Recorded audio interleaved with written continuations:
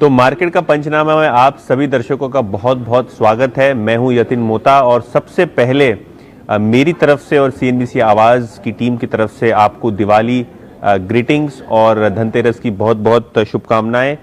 आज के सत्र के बारे में बात करते हैं। बहुत वॉलेटाइल रहा है और कल भी मैंने यही कहा था कि जो 8-9 सेशंस में हमने जंगी छलांग लगाई है, एक मेगा बुल रन देखा है, तो कहीं ना कहीं 1-2 दिन जो है मार्केट एक सांस लेगा, एक छोटा मोटा करेक्शन दिखाएगा। आज पहले हाफ में हमने देखा कि थोड़ा बहुत करेक्शन हुआ, लेकिन बुल्स ने चार्ज लिया और 2 बजे के बाद हमने बहुत बेहतरीन रैली आते हुए देखी, खास करके बैंकिंग शेयर्स में। अगर आप ओवरऑल बेसिस पे मार्केट का मूड देखें तो बैंकिंग, खास करके आईसीआईसीआई बैंक में निचले स्तरों से काफ़ी अच्छी बाइंग आई। और अगर आप एनएससी के स्टैट्स देख लें तो बहुत बेहतरीन थे आज के स्टैट्स, खास करके मिड कैप्स के लिए। लेकिन सबसे पहले निफ्टी 50 की शुरुआत करते हैं। 12,700 के ऊपर निफ्टी का क्लोज आया। और अगर आप निफ्टी बैंक की बात करें तो वहां लगभग 28,500 के लेवल्स आते आते हमने देखे। लगभग 200 पॉइंट की रैली हमने बैंक निफ्टी में देखी। और अगर आप एडवांस डिक्लाइन रेशियो भी देखें तो ब्रॉडली निफ्टी 50 पे 1:1 था। टॉप गेनर्स की बात करें तो रिजल्ट्स के बाद आयशर मोटर्स ने बहुत अच्छा मूव दिया। लगभग 8% का अपटेक हमने आयशर मोटर्स में देखा। बजाज फिनसर्व, कोल इंडिया, टाटा स्टील ने लगभग 3 से 4% की रैली देखी। खास करके टाटा स्टील, और देखिए नतीजे आज हैं, कयास ये भी लगाए जा रहे हैं कि जो उनके यूरोपियन बिजनेस की बात है वहां विनिवेश देखेंगे, शायद वो हिस्सा कंपनी बेच दे। तो कहीं ना कहीं काफी अच्छी रैली हमको टाटा स्टील में आते हुए देखी रिजल्ट्स के पहले पहले। अच्छा, आज के सत्र में लैगार्ड्स कौन थे? टाटा मोटर्स लगभग 3% की गिरावट, एल&टी, एचडीएफसी बैंक, इन सभी शेयर्स में 1 से 2% की गिरावट देखी हमने। लेकिन अगर आप एक्टिव सिक्योरिटीज की बात करें तो रिलायंस इंडस्ट्रीज में आज हमने 2,000 रुपए के स्तर आते हुए देखे। लगभग 1% की तेजी वहां थी। बजाज फाइनेंस और बजाज फिनसर्व दोनों ही कंपनीज में रैली थी। अच्छा, एक्सिस बैंक और आईसीआईसीआई बैंक की मैंने बात की, वहां भी बहुत अच्छी रैली आई निचले स्तरों से। आईसीआईसीआई बैंक ने लगभग आज 4% का डेज लो से अप मूव दिया, तो बहुत अच्छा मूव वहां भी आया। और आईटीसी ने आज फ्लैटिश कारोबार किया। लेकिन ओवरऑल बेसिस पे अगर आप मिड कैप मार्केट देखें तो बहुत अच्छी मिड कैप्स में हमने आज मूव आते हुए देखी।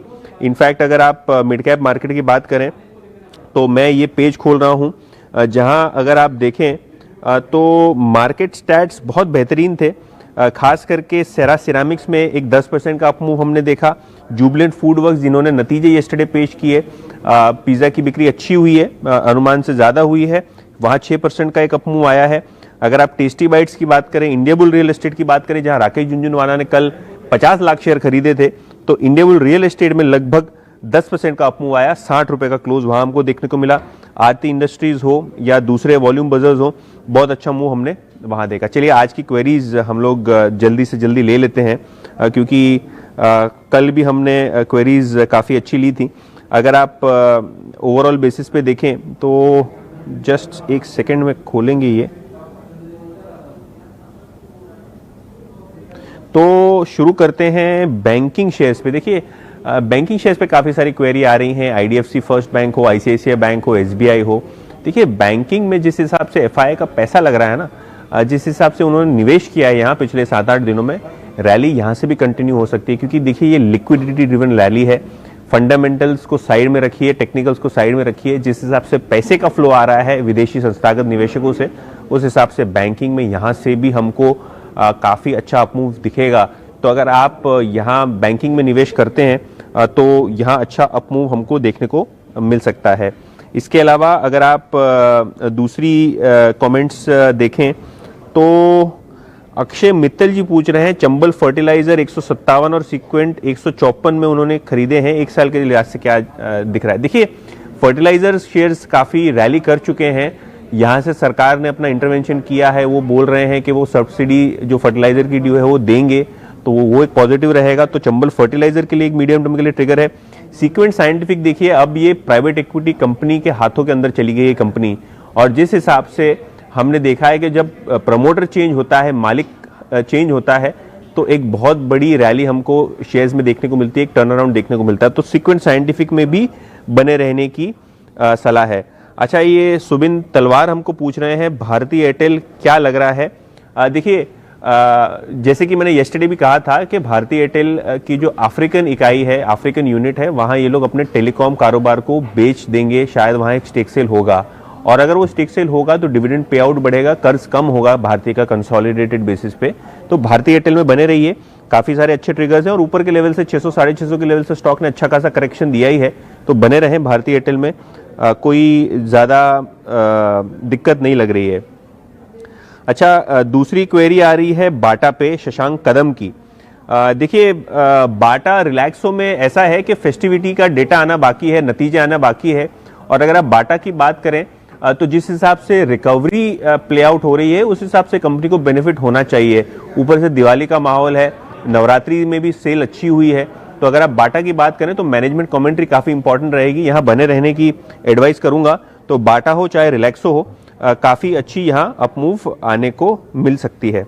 अच्छा, आरती अग्रवाल जी पूछ रही है M&M फाइनेंस 150 पे एक लॉट उन्होंने बाय किया है। देखिए, बैंकिंग हो या NBFCs हो, सभी जगह पे FII का फ्लो बहुत अच्छा है, डोमेस्टिक म्यूचुअल फंड का फ्लो बहुत अच्छा है। अगर आपके पास NBFC शेयर्स में पोजीशन हो, आपके पास बैंकिंग शेयर्स में पोजीशन हो, तो ट्रेडिंग के लिहाज से मैं बता रहा हूं, तो बने रहिए, कोई दिक्कत की बात नहीं है। M&M फाइनेंस में भी आपको अच्छी अपसाइड देखने को मिल सकती है। देखिए, 125 रुपए पे M&M फाइनेंस का राइट्स इशू आया था, तो घबराने की कोई जरूरत नहीं है। M&M फाइनेंस में पैसे बनेंगे, कोई भी बैंकिंग शेयर्स में पैसे बनेंगे, NBFC में पैसे बनेंगे शॉर्ट टर्म के लिए। तो ट्रेडिंग के लिहाज से अगर आपके पास शेयर्स हो तो बिल्कुल ही उसको होल्ड पे रखें, कोई दिक्कत वाली बात नहीं है।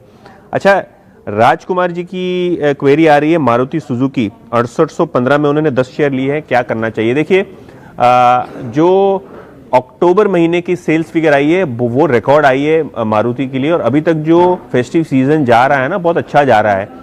आपका व्यू अगर मीडियम टू लॉन्ग टर्म हो तो आप मारुति सुजुकी के अंदर बने रह सकते हैं, ऑटो शेयर्स के अंदर बने रह सकते हैं, लेकिन स्टॉप लॉस आप लगा के रखिए यहाँ से लगभग 6500 रुपए का, क्योंकि वॉलेटाइल बहुत रहेगी आने वाले दिन। तो अगर आप ऑटो शेयर्स में ट्रेडिंग करना चाहते हैं तो अभी तो होल्ड ही रहेगा, लेकिन यहाँ से आपको स्टॉप लॉस के साथ कारोबार करना पड़ेगा। अच्छा, माजिद अली जी का क्रॉम्पटन ग्रीव्स वो पूछ रहे हैं, 295 में उन्होंने लिए लॉन्ग टर्म के। लॉन्ग टर्म व्यू बेहतरीन है। देखिए, ये कंपनी जो है प्राइवेट इक्विटी ओन्ड है। पिछले दिनों एक ब्लॉक डील होते हुए हमने देखी थी क्रॉम्पटन ग्रीव्स में, और वो ब्लॉक डील के बाद स्टॉक ने थोड़ा बहुत करेक्शन दिखाया है।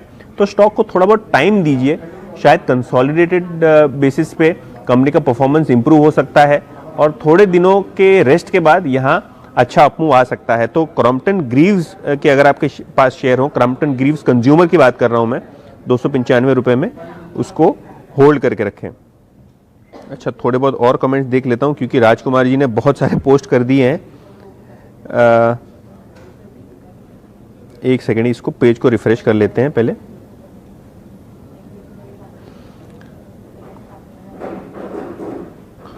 अच्छा, CK सिन्हा साहब का एक क्वेरी है, इंडियाबुल हाउसिंग कहां तक जाएगा? देखिए, जैसे कि मैं पहले बता रहा था, बैंकिंग और NBFC शेयर्स के लिए, खास करके जो NBFCs रियल एस्टेट को लोन देती हैं, वहाँ रिकवरी का माहौल है। जिस हिसाब से गवर्नमेंट के इनिशिएटिव आ रहे हैं, जो स्टेट गवर्नमेंट्स हैं उन्होंने स्टैम्प ड्यूटी कम की है, तो कहीं ना कहीं रियल एस्टेट को सपोर्ट मिलेगा। और अगर रियल एस्टेट को सपोर्ट मिलेगा तो रियल एस्टेट को जो फंडिंग करती है NBFCs, उनको सपोर्ट मिलेगा। तो अगर आपके पास इंडियाबुल हाउसिंग जैसे शेयर हो, ये ट्रेडिंग वाले शेयर है। देखिए, ये इन्वेस्टमेंट के लिहाज से एडवाइस नहीं करूंगा क्योंकि यहाँ वॉलेटिलिटी बहुत ज्यादा होती है। तो अगर आपने अगर ट्रेडिंग के लिहाज से इंडियाबुल हाउसिंग फाइनेंस लिया है तो थोड़े दिन रुक जाइए, शायद एक अच्छा अपमूव आएगा, वहां आपका प्रॉफिट बुक आप जरूर कर लीजिए। और अक्षय मित्तल का भी यही सवाल है चोला फाइनेंस के लिए। देखिए, बहुत सुपर्ब NBFC है, फंडामेंटली स्ट्रॉन्ग कंपनी, बहुत अच्छा मैनेजमेंट, ग्रोथ की अगर आप बात करें तो बहुत बेहतरीन, बैलेंस शीट की बात करें तो बहुत बेहतरीन। अगर इनके आप कैपिटल एडिक्वेसी रेशियो देख लीजिए, जिस हिसाब से इन्होंने ग्रोथ किया है अपनी NBFC बुक का, तो ओवरऑल बेसिस पे बहुत अच्छा फंडामेंटल व्यू अगर आप पूछे चोला फाइनेंस के लिए, तो यहाँ इन्वेस्टमेंट आप जरूर करके रखें, होल्ड करके रखें। अगर आपके पास शेयर हैं तो कोई दिक्कत वाली बात नहीं है, बहुत अच्छे रिटर्न आपको ये कंपनी दे सकती है। अच्छा, अशोक लेलैंड और मारुति पे मैंने जैसे पहले बताया था, देखिए अक्टूबर महीने में भी रिकॉर्ड बिक्री हुई थी, उसके बाद शेयर्स में हमने उछाल देखा, थोड़े बहुत लोग ऊपर में फंस चुके हैं ट्रेडिंग साइड से। लेकिन दिवाली में भी सेल्स के आंकड़े देखने होंगे। मेरे हिसाब से दिवाली की सेल्स अच्छी होनी चाहिए। जैसे दशहरा में हमने रिकॉर्ड सेल देखा था, शायद दिवाली में भी रिकॉर्ड सेल का फिगर बने। डिमांड है और डिमांड आ रही है, तो ट्रेडिंग के लिहाज से अगर आपने लिए हो तो स्टॉप लॉसेस जरूर रखें, लेकिन यहां से आपको एक बार अपसाइड जरूर देखने को मिलेगी, क्योंकि एफआई का फ्लो भी बहुत अच्छा खासा हमको देखने को मिल रहा है। अच्छा, सतीश बनागे जी पूछ रहे हैं यूपीएल में क्या व्यू है, और निहारिका माथुर पूछ रही है जेएसपीएल पे क्या व्यू है। तो देखिए, यूपीएल की अगर आप बात करें तो पिछले दिनों ऑडिटर का जो रेजिग्नेशन आया था उनकी मॉरिशस सब्सिडरी के लिए, जो कि एक बड़ी इकाई है, उसके वजह से स्टॉक में उन्हें प्रेशर देखा, लेकिन मैनेजमेंट ने काफी अच्छा क्लैरिफिकेशन वहां दिया है। यूपीएल को अगर आप लोअर लेवल्स पे आपको ऐड करना है, एवरेज करना है, तो जरूर कीजिए, शायद आपको यहां से ऊपर के लेवल्स मिल सकते हैं। और अगर आप जेएसपीएल की बात करें, देखिए आज टाटा स्टील के रिजल्ट्स हैं, बहुत अच्छे आने वाले हैं, क्योंकि मेटल्स और स्टील कंपनी जिन्होंने भी अभी तक रिजल्ट्स दिए हैं उनके बेहतरीन रिजल्ट्स आए हैं, बेहतरीन रियलाइजेशंस आए हैं स्टील में। तो अगर आप जेएसपीएल की भी बात करें तो बहुत अच्छा टर्न अराउंड हमको देखने को मिल रहा है। इन मैनेजमेंट का टारगेट भी है कि यहां से कर्ज कम किया जाए अगले 2-3 सालों में। तो अगर वो कर्ज कम करने में सफल हो जाते हैं, वो स्टील साइकिल को खेलने में सफल हो जाते हैं, तो यहां से मीनिंगफुल अपसाइड हमको देखने को मिल सकती है। तो आपके पास अगर जीएसपीएल के शेयर्स हो, जिंदल स्टील एंड पावर के, निहारिका जी, तो बने रहें। फंडामेंटल बेसिस पे काफी सारी पॉजिटिव चीज आ रही हैं स्टील में, लेकिन ध्यान रखिए स्टील सेक्टर जो है सिक्लिकल सेक्टर बोलते हैं इसको, तो तेजी मंदी के दौर ये जो है स्टील में आते हैं, भाव के उतार चढ़ाव स्टील मार्केट में डेली बेसिस पे होते हैं। तो स्टॉप लॉसेस लगाइए और ये शेयर में बने रहिए, शायद अगर टर्न अराउंड हो गया तो अच्छे खासे रिटर्न आपको देखने को मिल सकते हैं। और इसी के साथ आज का मार्केट का पंचनामा को समाप्ति देते हैं। वीकेंड है, कल मुहूर्त ट्रेडिंग सेशन है, तो जरूर अच्छे अच्छे शेयर खरीदिए, फंडामेंटल शेयर खरीदिए, अपने फंडामेंटल एडवाइजर को या आपके जो फाइनेंशियल एडवाइजर हैं उनको पूछ के। और सीएनबीसी आवाज की टीम की तरफ से फिर से एक बार हैप्पी दिवाली और हैप्पी धनतेरस।